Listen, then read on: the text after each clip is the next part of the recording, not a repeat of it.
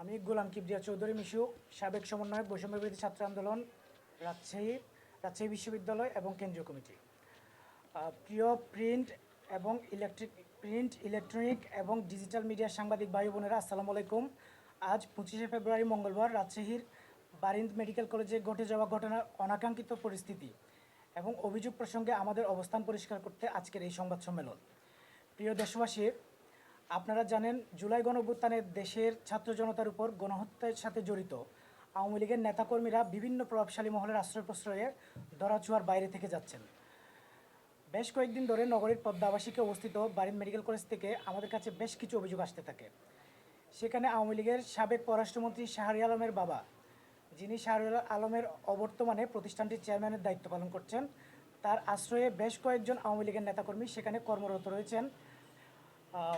চলমান operation devil হান্টে আইনশৃঙ্খলা রক্ষাকারী বাহিনীকে সহায়তা করতে আমরা সেখানে তথ্য সংগ্রহ করতে যাই। এই প্রক্রিয়ার অংশ হিসেবে প্রতিষ্ঠানটির সচিব ভারপ্রাপ্ত তাজুল ইসলাম রনির সাথে যোগাযোগ করে আমরা প্রতিষ্ঠানের প্রিন্সিপাল চেয়ারম্যানের সাথে আলোচনায় বসি। আলোচনার এক পর্যায়ে সেখানে কর্মরত বেশ কয়েকজন অফিস স্টাফ যারা আওয়ামী লীগের রাজনীতির সাথে জড়িত এবং স্থানীয় রাজনৈতিক নেতাকর্মীরা সেখানে ঢুকে পড়েন এবং আমাদের সাথে বাকবিতণ্ডা শুরু করেন। এর মধ্যে রুম এবং প্রতিষ্ঠানটির বাইরে মব তৈরি করে আমাদেরকে আটকে ফেলা হয়। এই পরিস্থিতিতে আমরা পুলিশ, সেনাবাহিনী এবং অন্যান্য আইনশৃঙ্খলা রক্ষাকারী বাহিনীর ভাইদের সহায়তায় সেখান থেকে বের হই। এই ঘটনাকে ইস্যু করে ইচ্ছাকৃতভাবে আমাদের চাঁদাবাজ বানিয়ে সামাজিক যোগাযোগ মাধ্যমে প্রচার করা হয়, যা আমাদের দৃষ্টিগোচর হয়েছে। কোনো ধরনের অভিযোগ কিংবা তথ্য প্রমাণ ছাড়া যে সমস্ত ব্যক্তি বা প্রতিষ্ঠান আমাদের মর্যাদাহানির উদ্দেশ্যে ডিজিটাল স্পেয়ারে অপপ্রচার চালিয়েছে, আমরা তাদের বিরুদ্ধে আইনি পদক্ষেপ গ্রহণ করব এবং আমরা সে প্রস্তুতি নিচ্ছি। এবং একই সাথে আমরা এই ধরনের ন্যাক্কারজনক ঘটনায় ক্ষুব্ধ প্রতিক্রিয়া জানাচ্ছি এবং অনতিবিলম্বে ঘটনার সাথে জড়িত আওয়ামী লীগের নেতাকর্মীদের গ্রেফতারের দাবি জানাচ্ছি।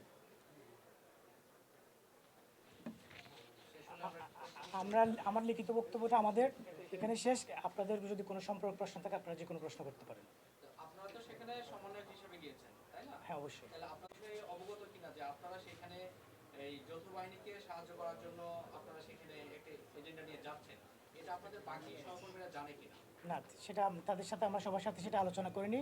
তবে রাজশাহীর যে জেলা এবং বিশ্ববিদ্যালয় এবং মহানগর কমিটির সাথে আছে এরকম একজন, আমরা সবাই মিলে সিদ্ধান্ত নিয়ে সেখানে তথ্যগুলো সংগ্রহ করতে যাই। এবং আমাদের কাছে অভিযোগ ছিল যে ওই মেডিকেলে রোগী সাজিয়ে এবং অফিসার থেকে নিচের দিকে পোস্ট পর্যন্ত কর্মচারী সাজিয়ে বেশ কয়েকজনকে সেখানে আশ্রয় দেওয়া হচ্ছে এবং তাদেরকে সেখানে পুনর্বাসনের একটা চেষ্টা চলছিল। সেটার জন্য আমরা তথ্যগুলো জানতে চাই ওনার কাছে। এবং আমরা গতকালকেও গিয়েছিলাম, সেদিন আমরা দেখা পাইনি, তাদের সাথে কথা বলতে পারিনি, সচিবের সাথে আমরা দেখা করে চলে আসি। আর আজকে আমরা বসে চেয়ারম্যান স্যারের রুমে সেখানে আমরা বসে বিষয়গুলো নিয়ে তাদের সাথে কথা বলছিলাম।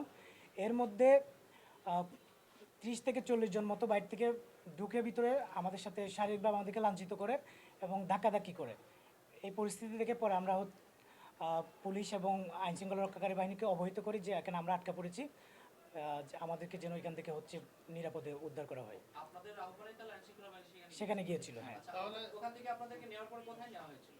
সেখান থেকে আমাদেরকে একটা নিরাপদ জায়গা নিয়ে যেয়ে পরে আমাদেরকে চন্দ্রিমা থানায় নিয়ে যায়, সেখান থেকে আমাদেরকে বাসায় পৌঁছে দেওয়া হয়। আচ্ছা, আপনি আপনার বক্তব্যে বলেছেন যে আপনি ডেভিল হান্ট অপারেশনের সহযোগিতা করার জন্য গিয়েছিলেন। তো অপারেশন চলছিল না, আমরা অপারেশন ডেভিল হান্টের অংশ হিসেবে যে সেই জায়গায় আইনশৃঙ্খলা রক্ষাকারী বাহিনীকে আওয়ামী লীগের নেতাকর্মীরা বা যারা গণহত্যায় জড়িত ছিল এই সমস্ত মানুষগুলো কোথায় কোথায় লুকিয়ে আছে এই তথ্যগুলো দিয়ে আমরা অপারেশনের শুরুর দিক থেকে সহায়তা করছিলাম।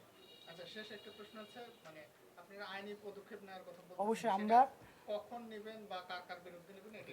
হ্যাঁ, এখানে দুইটা বিষয় আছে। একটা বিষয় হচ্ছে সে জায়গায় যে মবটা ক্রিয়েট করে আমাদের উপর হামলা করা হয়েছে, আমাদেরকে আটকে রাখা হয়েছে, সেখানে বেশ কিছু আওয়ামী লীগের নেতাকর্মী ছিল এবং আমরা তাদের তথ্য সংগ্রহ করছি, আমরা রাতের মধ্যে মামলার প্রস্তুতি নিচ্ছি, 1 নম্বর। এবং 2 নম্বর বিষয় হচ্ছে যে সেখানে যে চাঁদাবাজির অভিযোগ তো দূরের কথা, চাঁদাবাজ বানিয়ে যেভাবে মর্যাদাহানির উদ্দেশ্যে যে পোস্টগুলো করা হয়েছে সামাজিক যোগাযোগ মাধ্যমে, সেখানে বেশিরভাগ ক্ষেত্রে বেশ কিছু ছদ্ম নামের যে আইডিগুলো বা ফেক অ্যাকাউন্ট থেকে এই পোস্টগুলো করা হয়েছে। আমরা সেগুলো শনাক্ত করছি যে যারা মর্যাদাহানির উদ্দেশ্যে এই পোস্টগুলো করছে তাদের বিরুদ্ধে আমরা যথাযথ পদক্ষেপ নেওয়ার জন্য প্রস্তুতি নিচ্ছি। আরেকটা বিষয়, ওরা বলছিল বলছিল যে আপনারা গতকালকেও গিয়েছিলেন।